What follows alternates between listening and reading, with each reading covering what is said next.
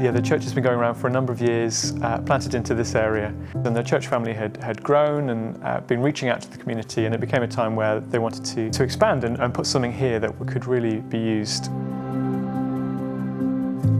Early 2019, we were approached by a consultant for the church to provide an audio, video and lighting system for their new building. They wanted to be able to hold services on a Sunday with a full band. They just wanted it to be really good and to sound really good and look really good. It just needs to be a space that fills a lot of needs and ticks a lot of boxes.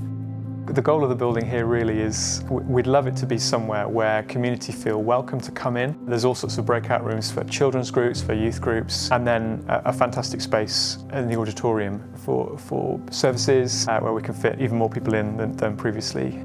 So Dundonald has been quite a complicated project. We knew when they were redesigning the whole building from scratch, it had to be right. This was going to be a project that was had to be right for 25 years and had to be great. And so what we wanted to help the client do was take them on a journey to make sure they were making really great decisions for the long term, not just for now, but for the future as well.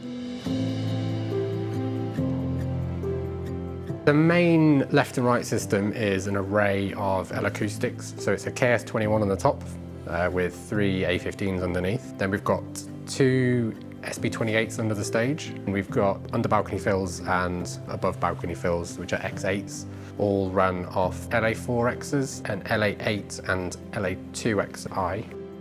For the rest of the lobby, so the cafe area and the library shop area, they're 5XTs. The youth halls on the ground floor, first floor and second floor are all L-acoustics X8s. In the main space, audio, we've got a Allen Heath Avantis console that's running to a GX 4816 stage box. So the band system is all within the Allen Heath architecture. We've got 4 microphones in the main hall, Sennheiser EWD. 2 of them are the body packs with DPA headset mics on them, and 2 of them are handhelds.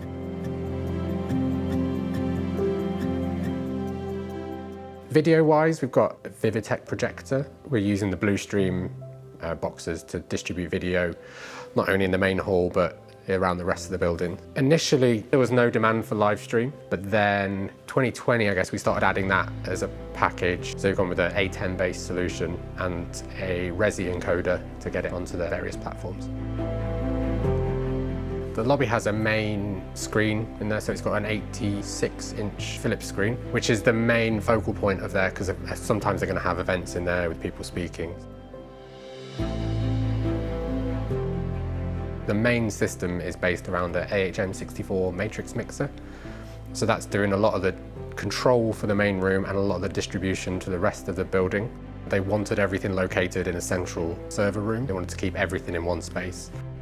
There's 3 dedicated networks. So there's a dedicated video network, which is on an Ubiquiti switch. There's a dedicated control network, which integrates with the in-house AV network as well. And then there's a Netgear switch running all the Dante stuff. So we've kept them all separate.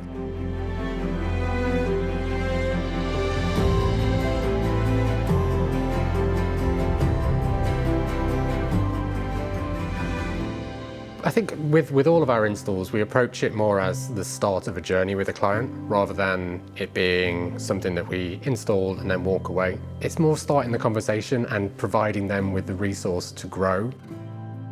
It feels like they've really got what we're trying to do and understood our vision behind this. I'm pleased they're doing training for us and for our volunteers. We've got a team of volunteers that aren't professionals, that don't have much background in tech, but Triplex are working hard to bring them up to speed. We had our first Sunday, and to get people in the space and to get them excited and to be enjoying the sound and being able to see the words clearly on the screen has been wonderful.